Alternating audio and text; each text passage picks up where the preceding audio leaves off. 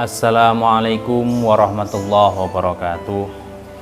Alhamdulillahilladzi ja'ala syahr Ramadan awaluhu rahmah wa awsatuhu maghfirah wa akhiru 'idkum minan nar. Asyhadu an la ilaha illallah wa asyhadu anna sayyidina Muhammadan abduhu wa rasuluhu la nabiyya ba'da. Asyhadu an la ilaha illallah wa asyhadu anna sayyidina Muhammadan abduhu wa rasuluhu. Allahumma shalli wa sallim ala sayyidina Muhammad ibni Abdillah. Rabbi shrah li sadri wa yassir amri wa hlul 'uqdatam min lisani yafqahu qawli, amma ba'd. Pemirsa Kultum Ramadan yang dirahmati Allah Subhanahu wa taala. Pada kesempatan hari ini, pada kesempatan sore hari ini, kultum yang akan saya bawakan adalah Ramadan ini merupakan bulan jihad.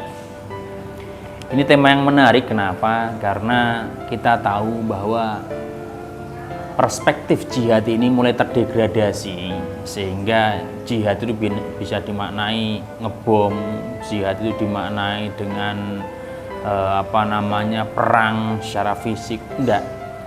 Ramadan bulan jihad ini adalah merujuk kepada dawuhnya Kanjeng Nabi, raja'tum minal jihadil asghar ila jihadil akbar. Fakila wa ma jihadul akbar ya Rasulullah? Ini sahabat bertanya. Faqala, kemudian Rasulullah menjawab, jihadun nafs. Jadi asbabul wurud dari hadis ini adalah ketika Kanjeng Nabi perang, ya. Kanjeng Nabi setelah perang pulang, ya, menang, ya, tentu dalam perang Badar, ya, perang yang sangat luar biasa, ya. Ini Kanjeng Nabi masih dawuh bahwa kita raja'tum min jihadil asghar. Ya, berarti perang Badar yang luar biasa itu dianggap adalah jihad yang asghar atau perang yang kecil.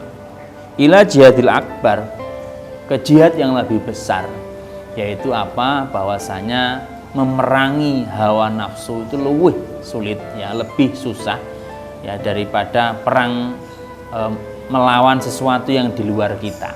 Coba bayangkan, ya, kalau kita umpamanya mau dibunuh kan nunggu tepat sasaran, nunggu waktu yang tepat, nunggu tidak ada CCTV kan begitu biasanya. Tetapi kalau kita mau membunuh diri sendiri, ya, kapanpun kita bisa. Artinya apa? Bahwa memang sebetulnya jihad yang besar itu adalah jihad mengalahkan hawa nafsu kita sendiri.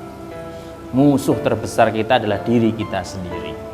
Nah, sehingga definisi Ramadan adalah bulan jihad adalah bagaimana kemudian di Ramadan ini kita mampu mengalahkan hawa nafsu kita.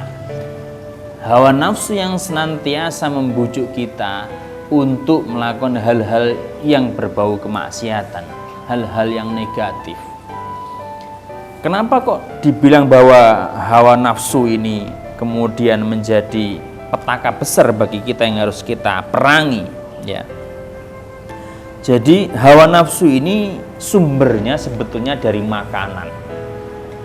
Sehingga dulu, ya, sebelum manusia diciptakan, ya, Allah ini menciptakan nafsu, ya. Dua makhluk sebelum manusia itu diciptakan itu adalah nafsu dan akal.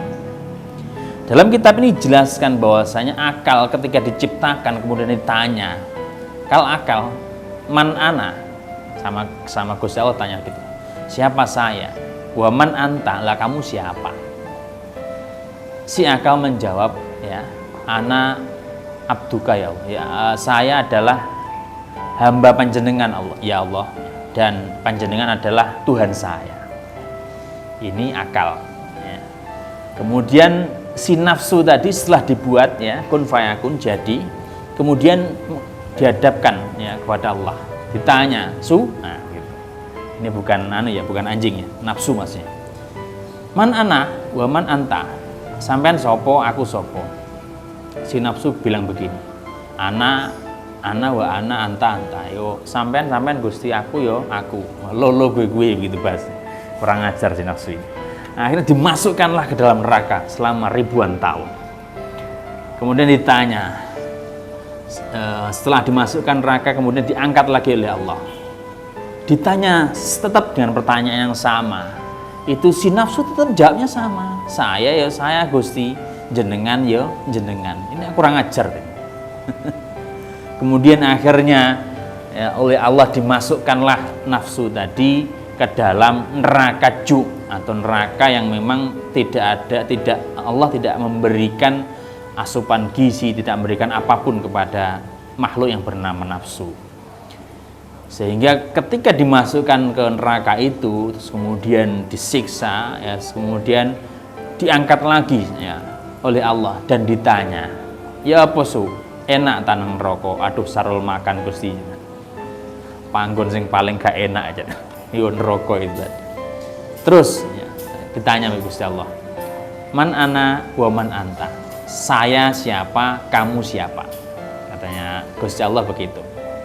Baru setelah dimasukkan neraka ju tadi, neraka yang memang tidak ada asupan gizi, tidak ada apa-apa, itu akhirnya nafsu kalah. Ya Gusti, memang jenengan adalah Tuhan saya dan saya adalah hamba panjenengan. Nah, manusia ini diberikan dua elemen tadi, yaitu akal dan juga nafsu.